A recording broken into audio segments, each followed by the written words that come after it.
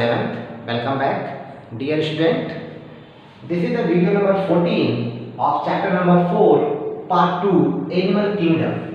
And in this part 2, we will start the phylum Chordata. In the explanation point of view, we are going to discuss the phylum Chordata. So let us start about phylum Chordata. See, phylum Chordata having three main characters. Such an organism who carry three main characters, for example, presence of notochord and presence of dorsal hollow nerve cord and presence of paired pharyngeal gill slits. These are the three most important fundamental characters of phylum Chordata.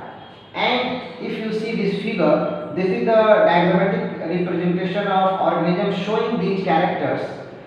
The organism having a nerve cord, okay, the organism having a notochord, the organism having a gill slit, and they also possess a post-anal tail. So these characters of most important characters of phylum Chordata, and such organism is known as chordate. Chordates are basically bilaterally symmetrical organism. They show the organ system level of organization, triploblastic animals and coelomate animals. They possess the post-anal tail and having a closed circulatory system. Okay. If we are talking about chordate and non-chordates, so let us see here the characters of chordate and non-chordates. Chordates having notochord, so notochord present in chordates, and in non-chordates notochord absent. Notochord absent. The central nervous system is dorsal, hollow and single in the chordate, while central nervous system is ventral, solid and double in non-chordate. Okay. Gill slit is present in chordate, while gill slit is absent in the non-chordate. Heart is ventral, while heart is dorsal in non-chordate if present. If heart is present in non-chordate, they are found in the dorsal region, but in the chordate, heart is ventral, and the post-anal tail is present in the chordate, while non-chordate it is absent. So this is the some differences of chordate and non-chordate. Now let us look on the classification of phylum Chordata. So phylum Chordata is basically classified into three classes: urochordate, cephalochordates and vertebrata.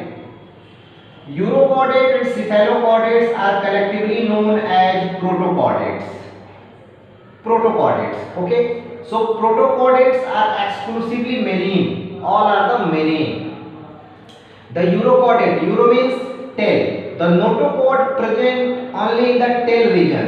Such organism having notochord present only in tail region, they are said to be urochordate. Cephalo means head.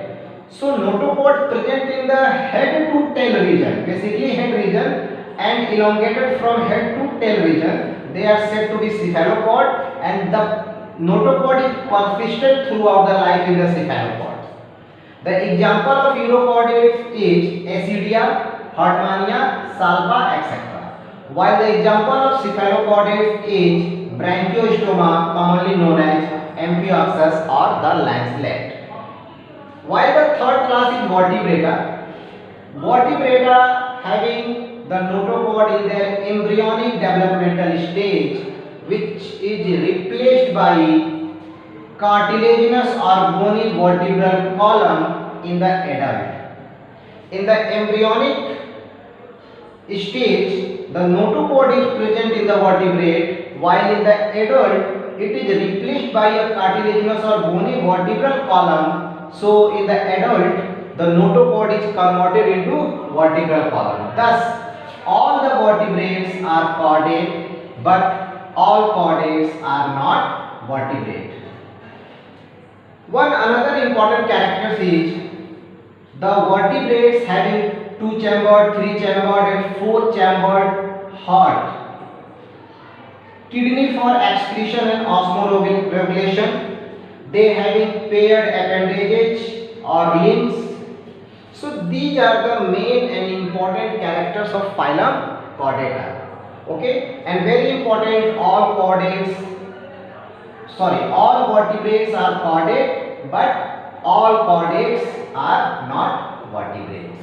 Okay, so this is all about video number 14 and about the general introduction and characteristics feature of phylum Chordata. In the next video, video number 15, we will continue the topic with the classification or outline classification of phylum Chordata, especially vertebrata.